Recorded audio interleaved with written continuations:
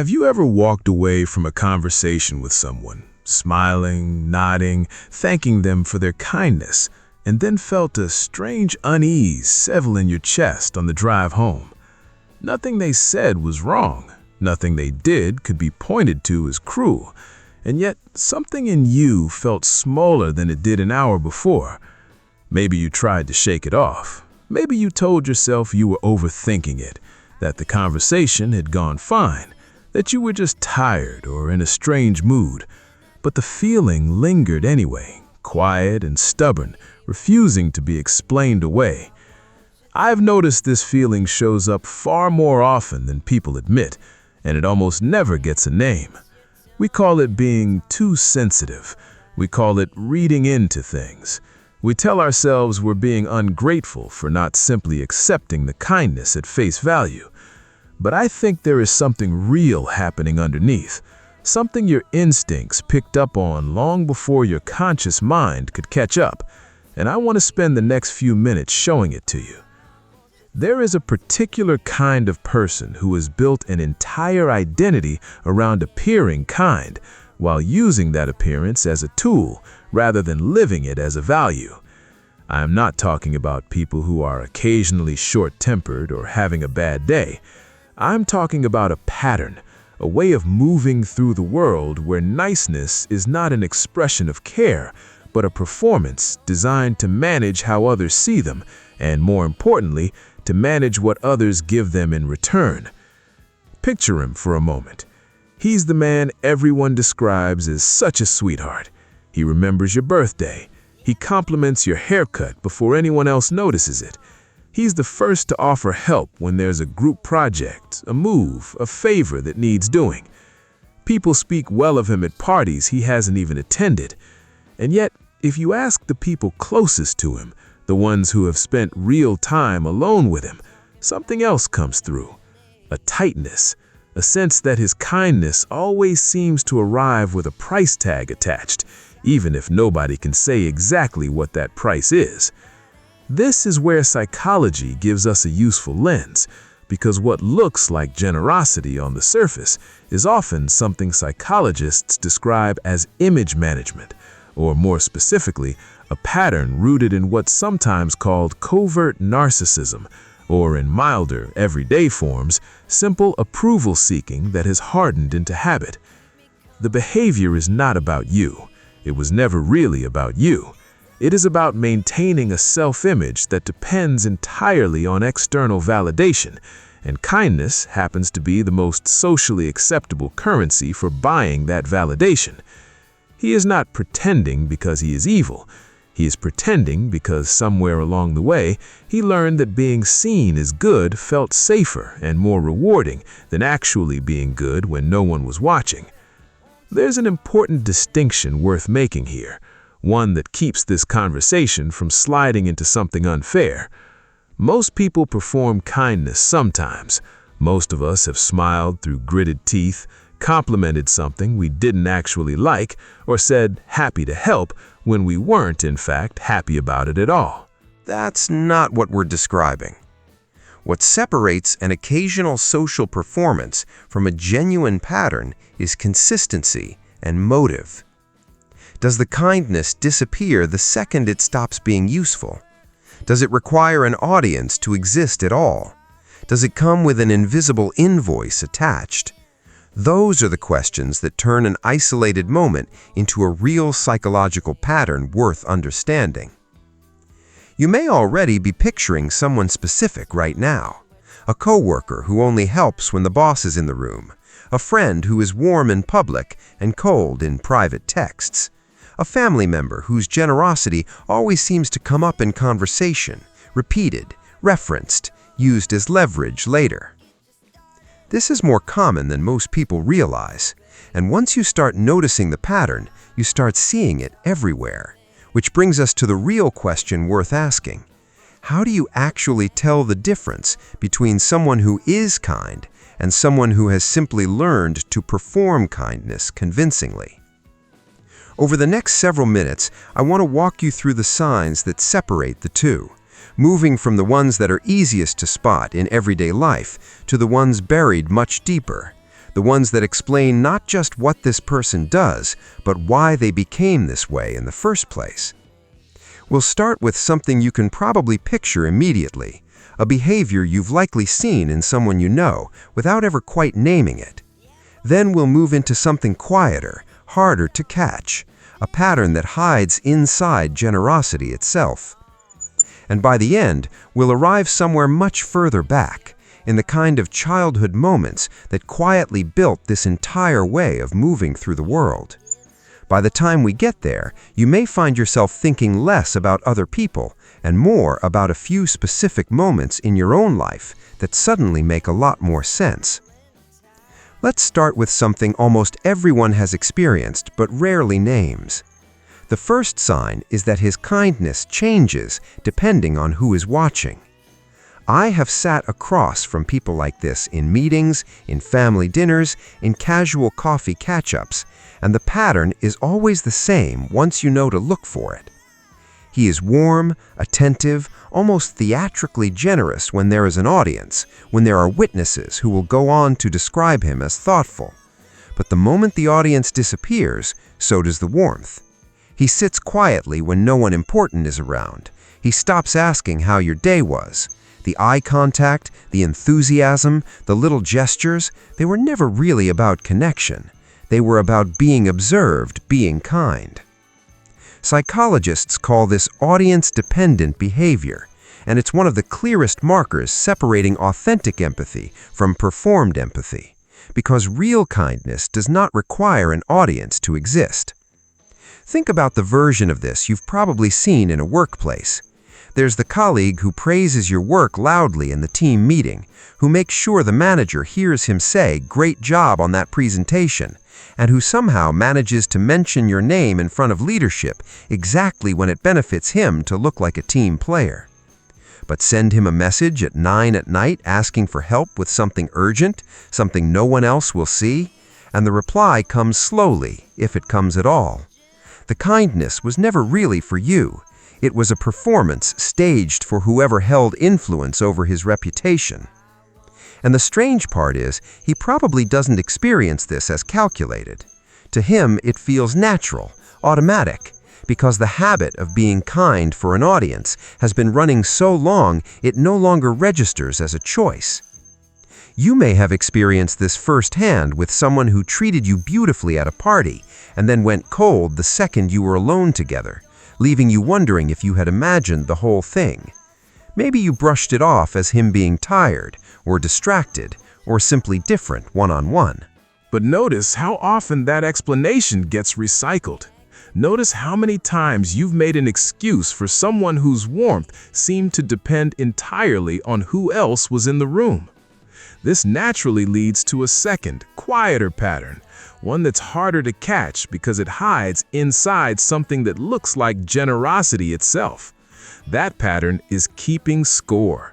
He gives, but he remembers exactly what he gave, and somewhere in the back of his mind, a ledger is running. He helped you move apartments 2 years ago, and somehow that fact resurfaces during an unrelated argument framed as evidence of how much he has done for you. He laughs with everyone, generous with compliments and favors, but underneath that generosity is an unspoken expectation of return, one that he never states outright because stating it would break the illusion that the kindness was freely given. This is what researchers in interpersonal psychology refer to as transactional altruism, where giving is technically present but functions more like a deposit into an emotional bank account he plans to withdraw from later. It rarely announces itself directly. It shows up sideways in small comments that feel oddly pointed. "I drove 2 hours to help you that one time," said during a conversation that has nothing to do with driving or favors. A sigh when you mention you're busy this weekend, right after he spent a Saturday helping you with something last month. None of it is ever framed as a demand, because a demand would be too obvious, too easy to refuse. Instead, it arrives as a feeling you're left holding, a vague sense that you owe him something you never agreed to owe. This is precisely what makes it so disorienting, because there's no single moment you can point to and say, that's where he asked for repayment. The asking is built into the structure of the relationship itself. You probably know someone exactly like him, someone whose favors always seem to come with strings, so fine you don't notice them until you try to say no to something and suddenly feel guilty for reasons you can't quite explain. Maybe it's the friend who remembers every gift, every favor, every time he picked up the check and somehow finds a way to mention it whenever you set a boundary. Maybe it's the family member whose help over the years has quietly become a story about his own sacrifice rather than your actual need. And that guilt, that subtle obligation, is not an accident. It's the mechanism working exactly as designed. Which brings us deeper into how this pattern actually operates beneath the surface. Because the third sign isn't really about behavior anymore. It's about reaction. Specifically, what happens when his kindness is met with anything other than gratitude. He believes everything is under control, right up until someone declines his help, questions his motives, or simply forgets to thank him. And in that moment, something shifts. The warmth doesn't just fade, it can curdle into something sharper. A passive-aggressive comment, a sudden coldness, a retelling of the story where he becomes the wounded party, the one who tried so hard and got nothing in return. Maybe you've seen this play out almost exactly the same way more than once. He offers to help with something you didn't ask for help with. You politely decline because you genuinely have it handled, maybe because you just want to do it yourself.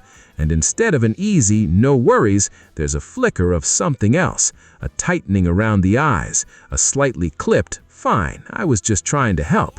Later, in conversation with someone else, the story shifts. Now he's the one who reached out and got rejected.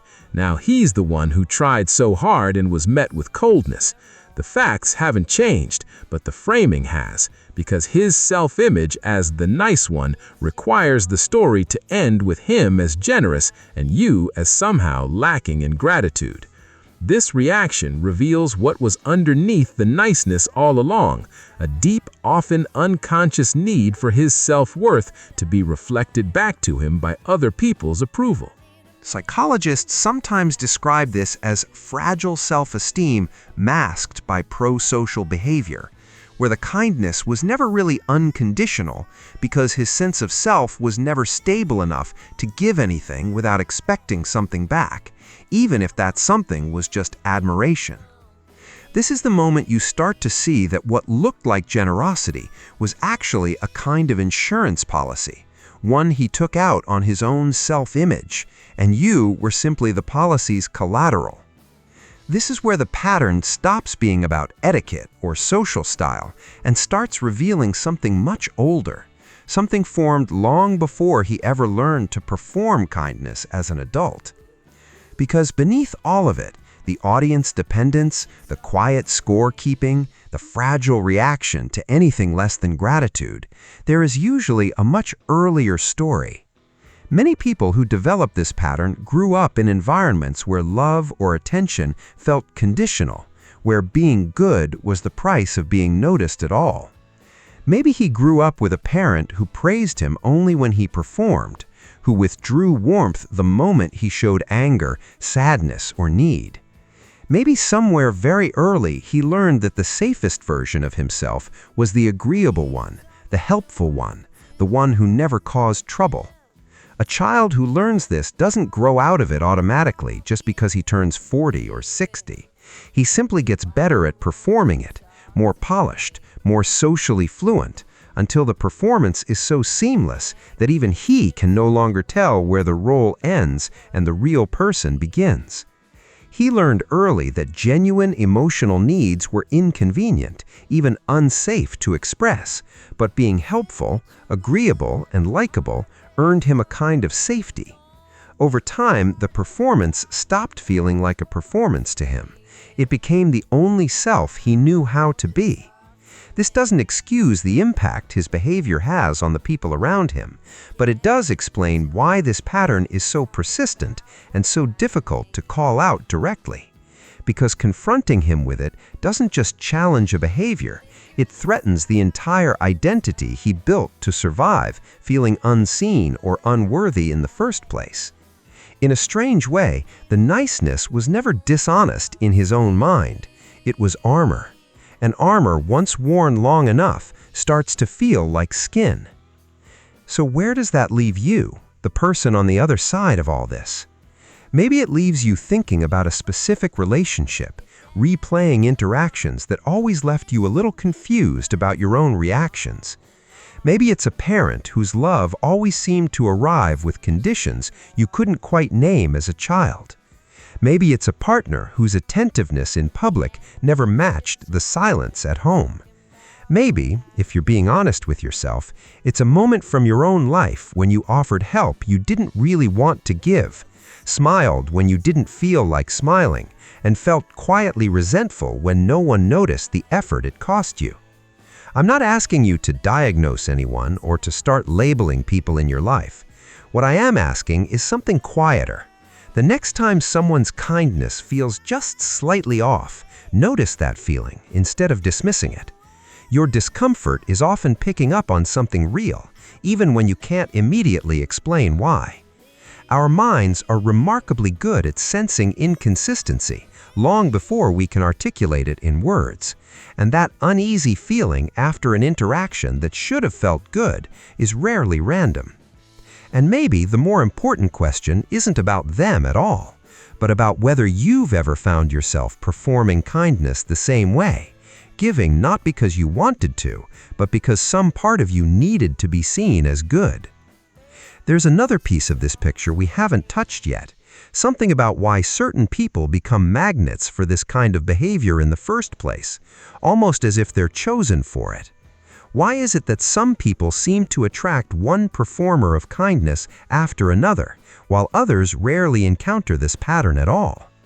The answer has less to do with bad luck and more to do with old, familiar roles we sometimes fall back into without realizing it. That's a thread worth pulling on, and it's exactly what we explore in the next video, because understanding why you keep attracting this pattern might explain more about your own story than theirs. I'm really glad you stayed with me through this one. If this gave you a new way of looking at someone in your life, or maybe at yourself, let me know in the comments. I'd love to hear about a moment when someone's kindness felt different once you really looked at it, a moment when the warmth didn't quite match what came after. Sharing these moments helps other people recognize them too, often for the very first time. And if you want more of these honest, unfiltered looks into the quieter parts of human behavior, the patterns we live inside without ever naming, consider subscribing. The bell is right there if you don't want to miss what's coming next. Thank you for being here and for staying curious about the parts of ourselves and others that aren't always easy to look at directly.